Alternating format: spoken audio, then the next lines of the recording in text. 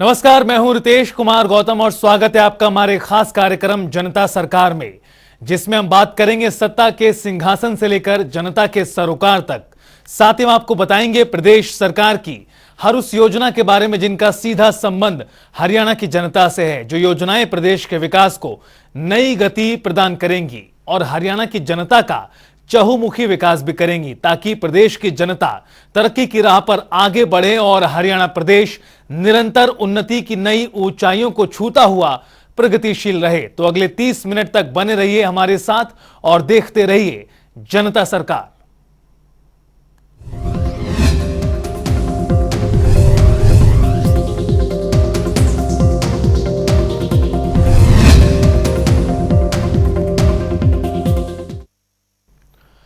हरियाणा के मुख्यमंत्री मनोहर लाल के मार्गदर्शन में प्रदेश विकास के पथ पर आगे बढ़ रहा है। पिछले 8 सालों में हरियाणा की मनोहर सरकार ने प्रदेश की तस्वीर और तकदीर बदलने का काम किया। इसी कड़ी में यमुनानगर में राज्य स्तरीय समारोह आयोजित किया गया, जहां मुख्यमंत्री मनोहर लाल ने शिरकत कर नागरिकों को संबोधित किया। मुख्यमंत्री ने बताया कि आयुष्मान भारत और चिरायु हरियाणा योजना से प्रदेश के 29.5 लाख परिवारों को लाभ मिल रहा है। साथ ही हरियाणा सरकार डॉक्टरों, पैरामेडिकल और नर्सिंग स्टाफ को बढ़ाने के लिए भी कई बड़े कदम उठा रही है। देखिए रिपोर्ट। मुख्यमंत्री मनोहर लाल के नेतृत्व में हरियाणा प्रदेश की लोकप्रियता देश के साथ साथ अब विदेशों में भी बढ़ती जा रही है, जहां प्रदेश में नागरिकों की भलाई के लिए कई परियोजनाएं लागू की गई हैं। नागरिक उनका भरपूर लाभ उठा रहे हैं। इसी कड़ी में यमुनानगर में राज्य स्तरीय समारोह आयोजित किया गया, जिसमें मुख्यमंत्री मनोहर लाल ने बतौर मुख्य अतिथि शिरकत की। समारोह के दौरान मुख्यमंत्री मनोहर लाल ने नागरिकों को संबोधित करते हुए बताया कि यमुनानगर में 275 बिस्तरों वाला मुकुंदलाल जिला नागरिक अस्पताल समेत 17 जिलों में 46 स्वास्थ्य संस्थानों का उद्घाटन किया गया है। साथ ही मुख्यमंत्री मनोहर लाल ने कहा कि इन संस्थानों पर लगभग 232 करोड़ रुपए की लागत आई है। ये बहुत ही एक विशेष अवसर है कि हर व्यक्ति को चिकित्सा सुविधा ये किस प्रकार से सुलभ तरीके से मिले, तो उसके लिए स्वास्थ्य विभाग का जो इंफ्रास्ट्रक्चर है, इस इंफ्रास्ट्रक्चर को बढ़ाने की जो हमारी मुहिम है, उस मुहिम में एक बहुत बड़ा कदम आज हम रख रहे हैं। पूरे प्रदेश में 46 प्रोजेक्ट्स, इनका एक साथ आज उद्घाटन किया गया है और इनकी लागत 229 करोड़ रुपया ये आई है। इसमें चाहे हमारा यमुनानगर का ये जिला सिविल अस्पताल हो, जिस पर लगभग 95 करोड़ रुपए की लागत आई है,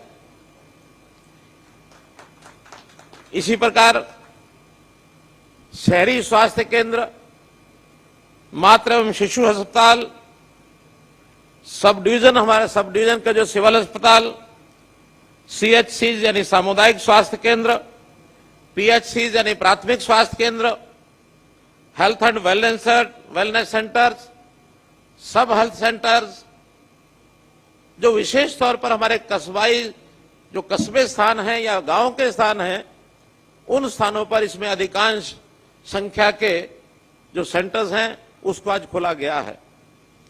मित्रों, भाइयों बहनों, यमुनानगर का यह अस्पताल, मैं बहुत पुराना परिचित इस अस्पताल से रहा हूं। 1984 से लेकर 1990 तक छोटा एक भवन था, भीड़ भाड़ वाला यह क्षेत्र, दोनों बड़े शहरों के बीच में। तो इसकी जो उस समय की स्थिति थी और आज की जो स्थिति है, दिन रात का एक अंतर मैं देखता हूं। इस अस्पताल में जब मैं आता था, उस समय की एक बात, पता नहीं पुराने लोगों को कितना पता है कितना नहीं है, आज हमारे जो शहरी निकाय मंत्री हैं डॉक्टर कमल गुप्ता, वर्षों तक उन्होंने भी इस अस्पताल में अपनी सेवा दी है। 84 से 90 उस समय वो यहां भी थे। तो यह अस्पताल बहुत ही महत्व का एक अस्पताल इस नाते से, क्योंकि मेरा यहां जनमानस में लगातार 6 वर्ष तक रह करके उनकी स्वास्थ्य सेवाओं के लिए जो कठिनाइयां होती थी, मैं समझता हूं इस बड़े आकार के रूप में जो अस्पताल बना है, हर प्रकार की यहां सुविधाएं ये दी गई हैं, उससे उनको लाभ होगा। न केवल यमुनानगर में बल्कि पूरे प्रदेश में हम लोग स्वास्थ्य सेवाओं को आगे बढ़ा रहे हैं। हमारे स्वास्थ्य मंत्री जी ने उन सब चीजों पर प्रकाश डाला है। इस अवसर पर मुख्यमंत्री मनोहर लाल ने बताया कि प्रदेश में थैलीसीमिया और हीमोफीलिया बीमारी से ग्रसित 3000 मरीज, कैंसर स्टेज के 3 एवं 4 के 4000 मरीज और 55 दुर्लभ बीमारियों के लगभग 1000 मरीज हैं, जिन्हें सरकार की ओर से पेंशन स्वरूप आर्थिक मदद दी जाएगी। उन्होंने बताया कि 55 दुर्लभ बीमारियों की सूची स्वास्थ्य विभाग की वेबसाइट पर चिन्हित करवा दी है। इन बीमारियों से ग्रसित व्यक्ति वेबसाइट पर अपने मेडिकल सर्टिफिकेट के साथ रजिस्ट्रेशन करा सकते हैं। वहीं मुख्यमंत्री मनोहर लाल ने बताया कि स्वास्थ्य सेवाओं को मजबूत करने के लिए राज्य सरकार हर वर्ष स्वास्थ्य क्षेत्र के लिए बजट को बढ़ा रही है। इतना ही नहीं, डॉक्टरों की संख्या को बढ़ाने के लिए भी सरकार कदम उठा रही है। मुख्यमंत्री ने बताया कि साल 2014 में प्रदेश में मात्र 750 MBBS सीटें थी और हमारी सरकार ने मेडिकल कॉलेजों में MBBS की सीटों की संख्या बढ़ाई और नए मेडिकल कॉलेज खोलने के परिणाम स्वरूप आज MBBS सीटों की संख्या बढ़कर 1900 हो गई है। इतना ही नहीं, अब 7 मेडिकल कॉलेज या तो निर्माणाधीन हैं या घोषित किए जा चुके हैं। मैं तो इतना ही कह सकता हूं कि जब बीमार आदमी होता है उसकी शारीरिक अवस्था तो खराब होती है, उसका मन भी खराब होता है, उसकी मानसिक एक प्रकार से पीड़ा भी उसको होती है। जब वो बीमार होता तो वो अकेले ही बीमार नहीं होता, बल्कि उसको सब कुछ ही बीमार बीमार सा दिखने लगता है, उसके मन का चैन भी खत्म होता है। तो बीमारी से ठीक इलाज करा करके कैसे उसको स्वस्थ करना है, उसके लिए हम लोग हर वर्ष अपने बजट को खूब बढ़ाते हैं। और न केवल स्वास्थ्य सेवाएं बल्कि स्वास्थ्य सेवाओं में काम करने वाले हमारे डॉक्टर्स, जिनका निर्माण हमारे मेडिकल कॉलेजेस में होता है, उसको भी हम लगातार बढ़ा रहे हैं।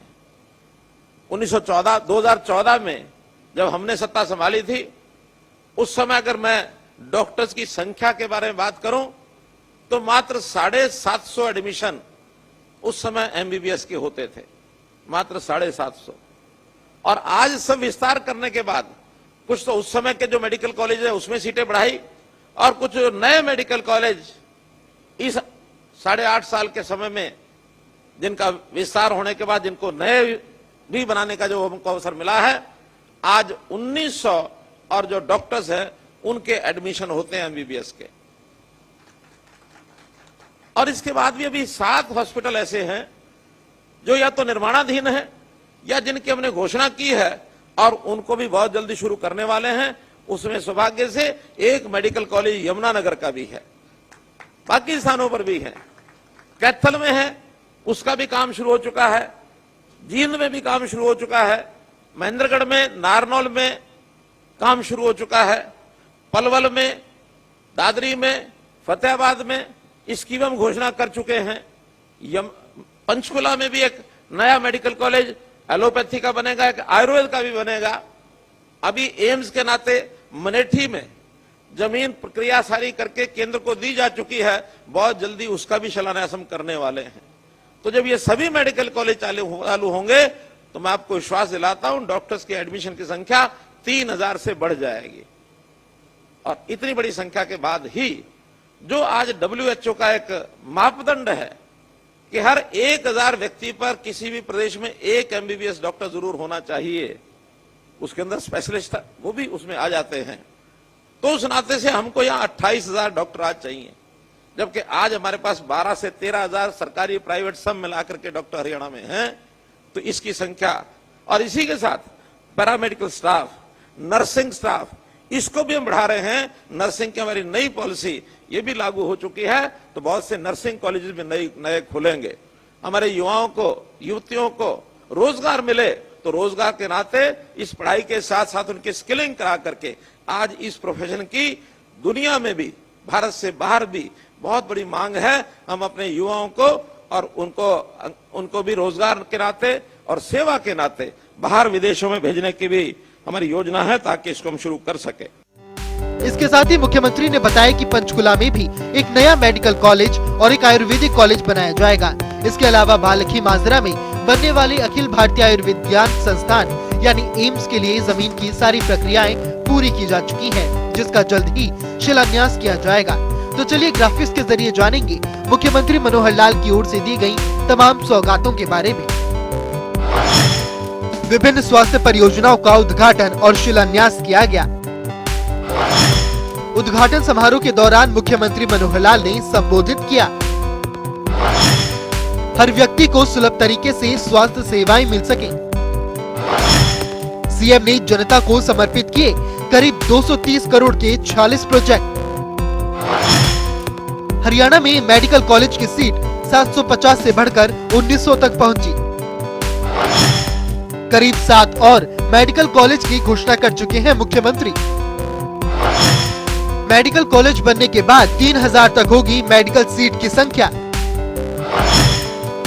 आम जनता तक जरूरी दवाइयां भी मुहैया करवा रही है हरियाणा सरकार।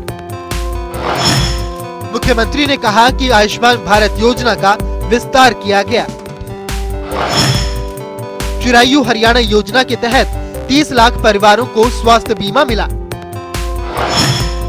निरोगी हरियाणा के अंतर्गत आम जनता का हेल्थ चेकअप का काम जारी है। एलोपैथी के साथ योग व आयुर्वेद को भी बनाएंगे आम जीवन का हिस्सा। नितकर, मितकर और हितकर के सिद्धांत पर चलना होगा। प्राकृतिक खेती को बढ़ावा दे रही है हरियाणा सरकार। थैलीसीमिया, हीमोफीलिया और कैंसर की 3 और 4 स्टेज की पेंशन की सरकारी घोषणा। 55 लाइलाज बीमारियों के रोगियों को बुजुर्गावस्था पेंशन के समान मिलेगी पेंशन। हेल्थ विभाग पर सभी बीमारियों की लिस्ट होगी अपडेट। मुख्यमंत्री मनोहर लाल ने ये भी बताया कि प्रधानमंत्री नरेंद्र मोदी ने आयुष्मान भारत योजना चलाई है, जिसके तहत गरीब और जरूरतमंद परिवारों को 5 लाख रुपए के स्वास्थ्य बीमा की सुविधा मिली है। इसमें प्रदेश के 15.5 लाख परिवारों को लाभ मिला है।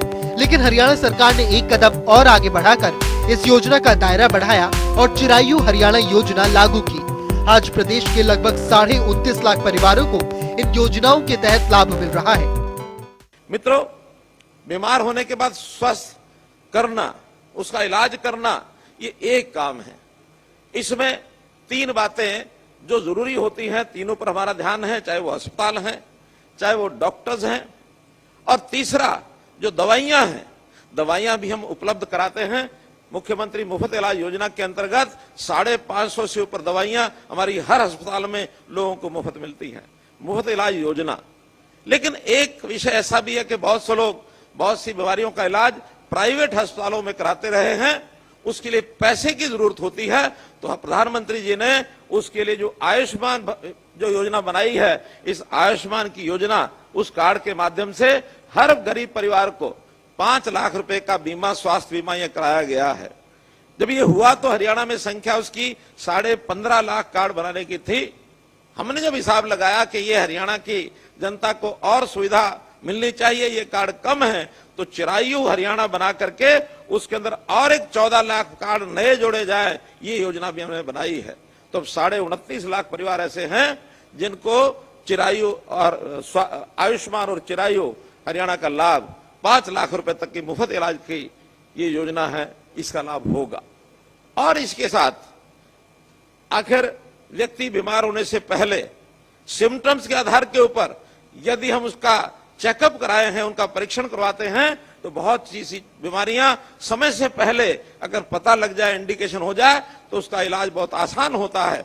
इसके लिए हर गरीब नागरिक का 25 प्रकार के टेस्ट कराने के लिए और एक हमने योजना बनाई, निरोगी हरियाणा। उस निरोगी हरियाणा में भी हर एक सरकारी अस्पताल में ऐसे सब गरीब परिवारों का 25 प्रकार का टेस्ट फ्री होता है। अभी तक लगभग 2 लाख लोगों का और ये टेस्ट हो चुका है। मैं ये भी बताना चाहूंगा कि ये टेस्ट, इसको और गति को तेज करना है, तो जो प्राइवेट लैब्स है, हम उनके साथ भी कोई समझौता करके कोई एक रेट तय करके वहां भी ये लोग अपना स्वास्थ्य जांच करा सकें, ऐसी हमारी आगे की योजना है। क्योंकि इनकी संख्या भी लगभग 1.25 करोड़ जनसंख्या है, जिसको हम अगले 2 साल के अंदर पूरा करेंगे, इसके भी हम लोग योजना बना रहे हैं।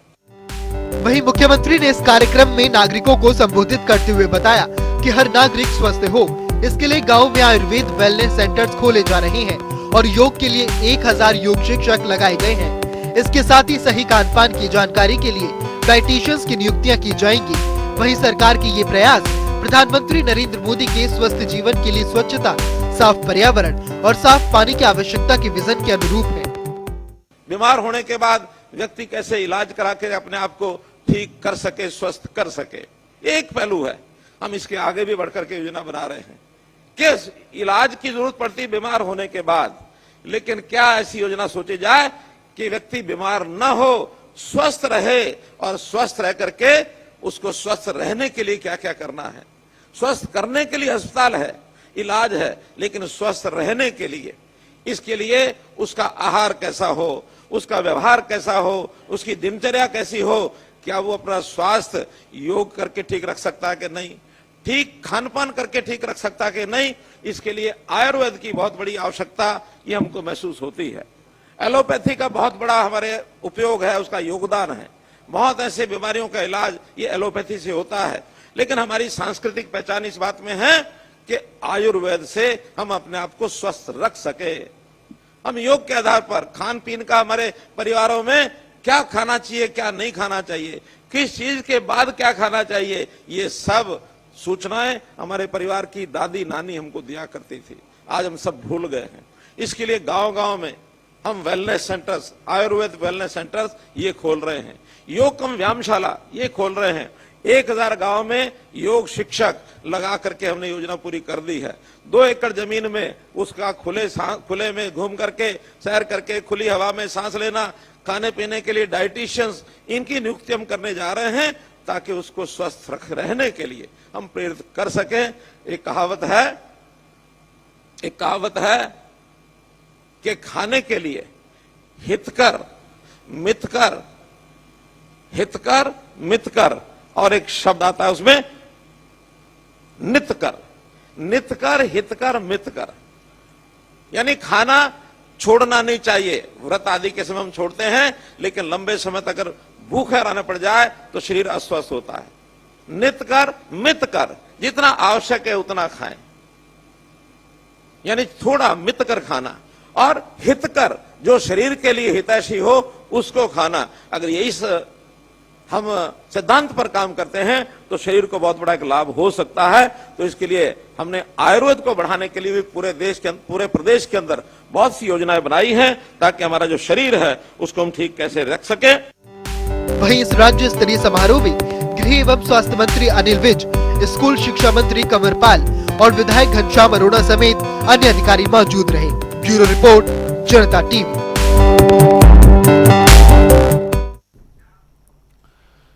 हरियाणा के मुख्यमंत्री मनोहर लाल के नेतृत्व में यमुनानगर में राज्य स्तरीय समारोह आयोजित किया गया, जिसके बाद मुख्यमंत्री मनोहर लाल ने प्रेस वार्ता को संबोधित कर जानकारी देते हुए बताया कि प्रधानमंत्री नरेंद्र मोदी ने नागरिकों के लिए आयुष्मान भारत योजना चलाई है, जिसके तहत गरीब और जरूरतमंद परिवारों को 5 लाख रुपए के स्वास्थ्य बीमा की सुविधा मिल रही है। देखिए रिपोर्ट।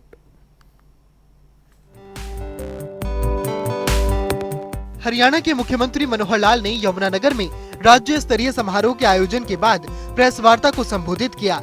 इस दौरान मुख्यमंत्री मनोहर लाल ने कहा कि गांव से लेकर कस्बों तक करीब 229 करोड़ के 40 प्रोजेक्ट्स को मंजूरी दी गई है। उन्होंने कहा कि स्टाफ की शॉर्टेज को भी पूरा किया जा रहा है। आज सबसे पहले तो जो हमारा ये डिस्ट्रिक्ट सिविल हॉस्पिटल यमुनानगर का है, इसका रेनोवेशन हुआ है, लगभग 95 करोड़ की लागत से ये हुआ है।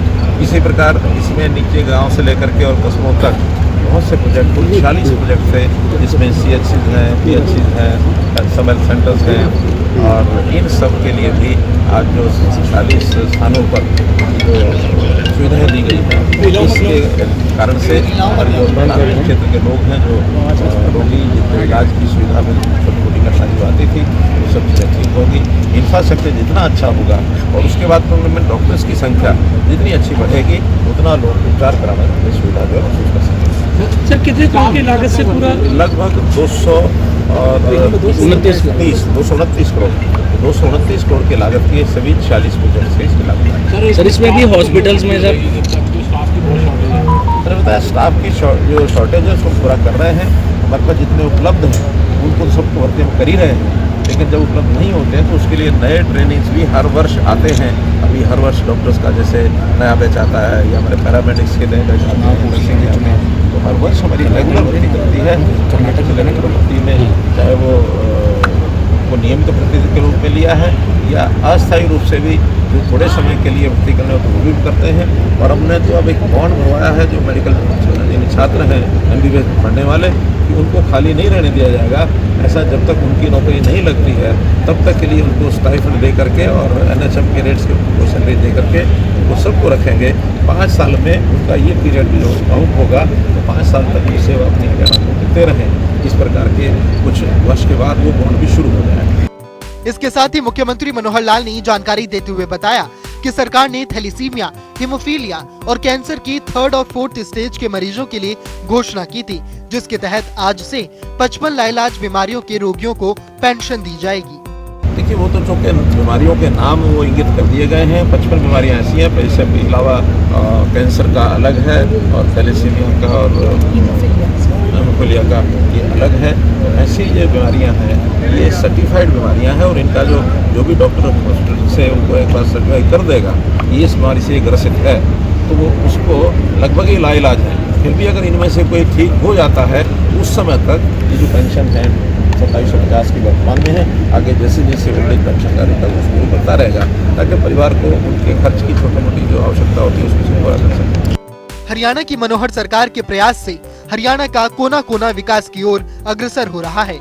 मुख्यमंत्री मनोहर लाल लगातार नागरिकों के स्वास्थ्य की दिशा में कई महत्वपूर्ण कदम उठा रहे हैं।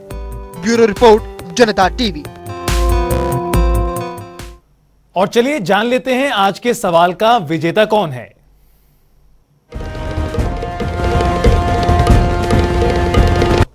तो बात अब आज के विजेता की। जैसा कि आप जानते हैं हर रोज एक नया सवाल पूछते हैं और सही जवाब देने वाले के नाम और तस्वीर अपने टेलीविजन स्क्रीन पर दिखाते हैं, साथ ही उसको उपहार भी देते हैं।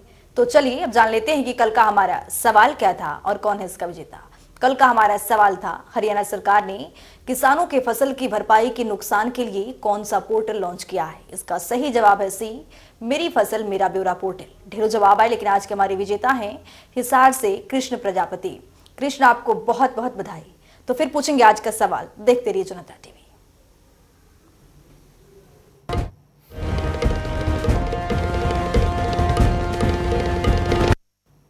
और अब वक्त हो गया है आज की मुलाकात का। आज की मुलाकात में हम हर दिन नए शख्सियत से आपको रूबरू कराते हैं और उनके कार्य प्रणाली पर बारीकी से नजर डालते हैं और जानते हैं वो योजनाएं जो बनी हैं हरियाणा की जनता के लिए।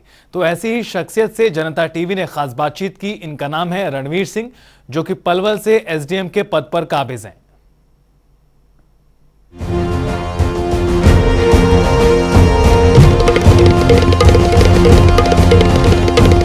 सरकार द्वारा आयोजित ये मुख्यमंत्री अंत्योदय परिवार ध्यान योजना के तहत ही मेले लगाए जाते हैं। इसके अंदर 18 डिपार्टमेंट की विभिन्न स्कीमों के बारे में लाभार्थियों को बुलाया गया है और आज ब्लॉक होटल के लाभार्थी अप्रोक्सीमेट 296 जो है वो बुलाए गए थे, मैसेजिंग कर दिया गया था। उनमें से अब तक अप्रोक्सीमेट 135-40 लोग जो है वो आ चुके हैं। इसमें विभिन्न विभागों की स्कीम है जो बंदा ऑप्ट करता है। काउंसलिंग डेस्क पे जो हमारे बंदे बैठे हैं वो उनको समझाते हैं, बताते हैं कि आपके लिए ये स्कीम बेनिफिशियल रहेगी। तो उनमें से कुछ स्कीम वो ऑप्ट कर लेते हैं और उन्हीं स्कीम के तहत उनको जोड़ दिया जाता है और लोन के लिए करता है। ये मेला सवेरे 10 बजे से लेकर 5 बजे तक है ब्लॉक के लिए। बाकी जो बंदे आज नहीं आ पाए, जो लोग नहीं आ पाए इस कारणवश, कल MC का भी मेला लगेगा, हम उसमें बुलाएंगे।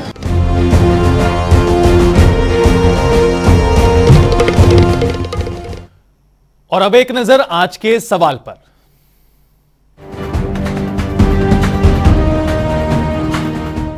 हर रोज की तरह हाजिर हूं आज का सवाल लेकर। जैसा कि आप जानते हैं हर रोज एक नया सवाल पूछते हैं और सही जवाब देने वाले के नाम और तस्वीर अपने टेलीविजन स्क्रीन पर दिखाते हैं, साथ ही उसको उपहार भी देते हैं।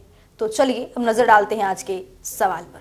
पशु किसान क्रेडिट कार्ड योजना का मुख्य उद्देश्य क्या है। A, पशुपालकों को ऋण प्रदान करना। B, पशुपालकों को बढ़ावा देना। C, पशुपालकों को आर्थिक सहायता करना। D, इनमें से कोई भी नहीं।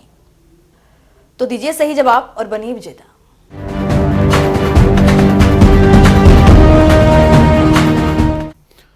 तुम्हारे इस खास कार्यक्रम में फिलहाल के लिए इतना ही। आप देखते रहिए जनता टीवी।